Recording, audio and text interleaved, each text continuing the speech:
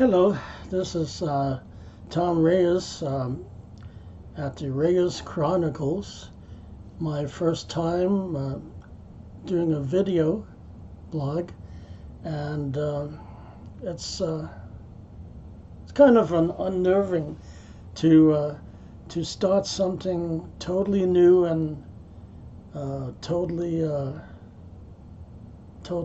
foreign to what one is used to. And so here I am, and sometimes it's hard to start a thing.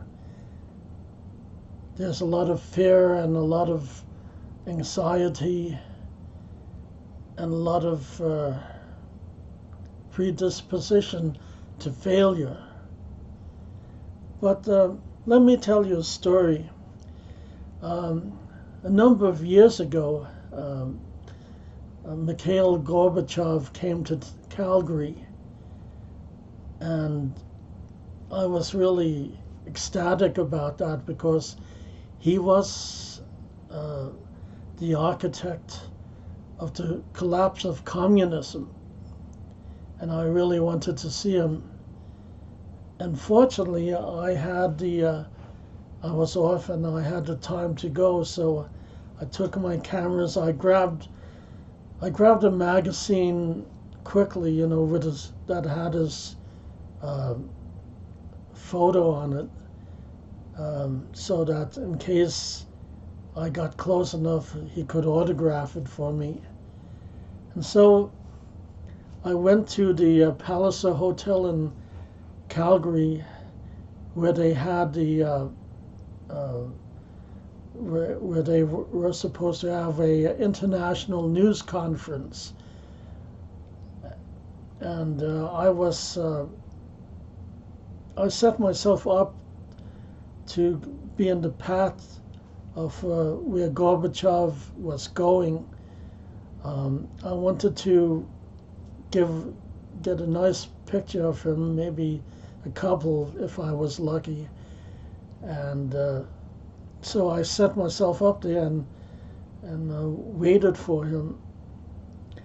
So along comes this guy. He is walking out of the conference, the media area room.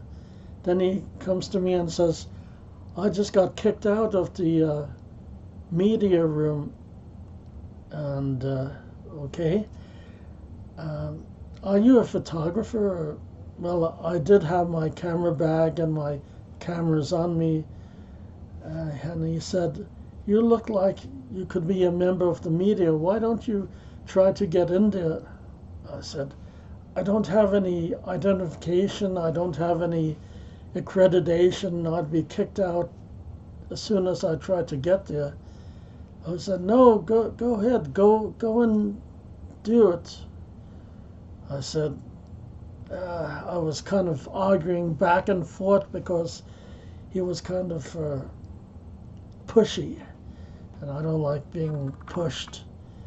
So, after a while of this, I got tired of this, and I wanted to prove to him that I'd be getting kicked out. So I went up to the desk where there was a girl from the UFC, University of Calgary, who just sat up there and had been instructed not to let anybody pass without accreditation. So I came up and smiled at her, and she smiled at me, and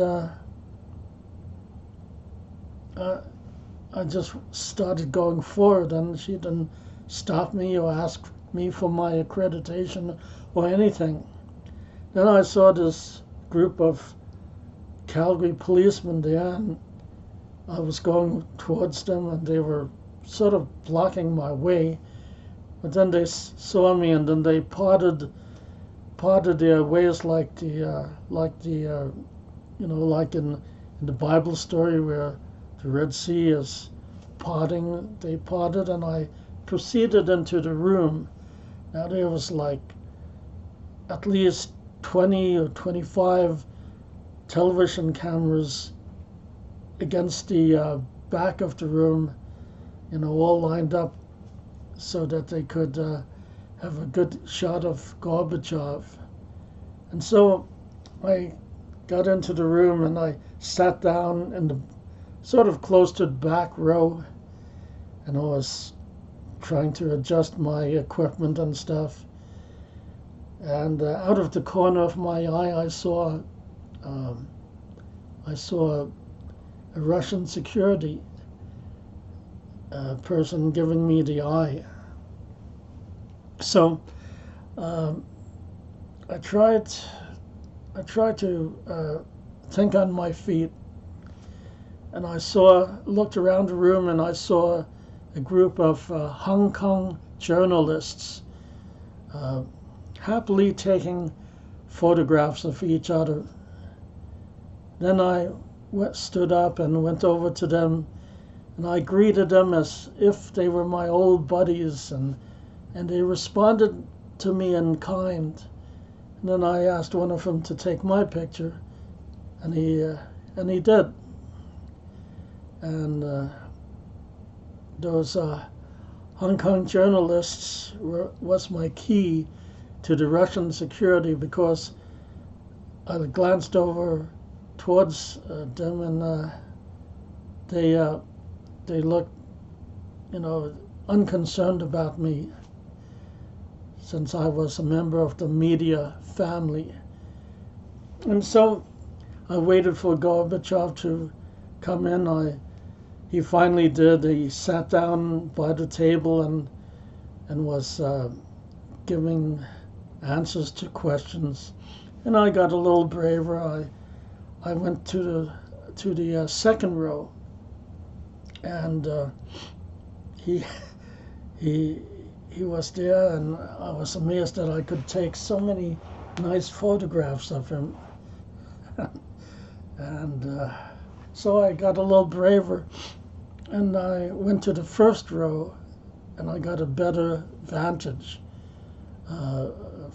photograph-wise. And then maybe I said, maybe I can get a little closer. So I scrunched down, and I started walking like a duck.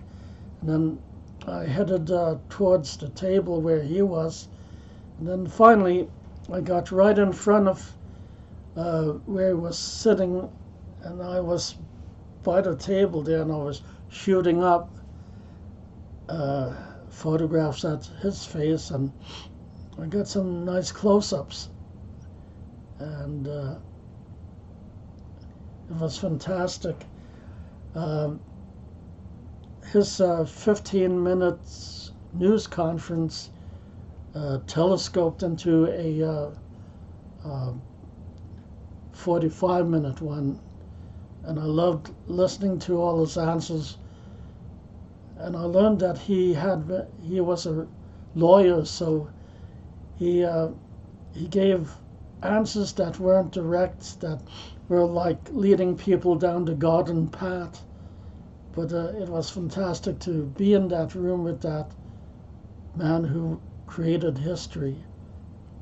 Then when the news conference was over, everybody swarmed over to him and wanted autographs, or shaking his hand and stuff. And I looked down, and I got my magazine out, and then I was waiting patiently as he was autographing people's books or papers. And then I heard him say, "What's your name?"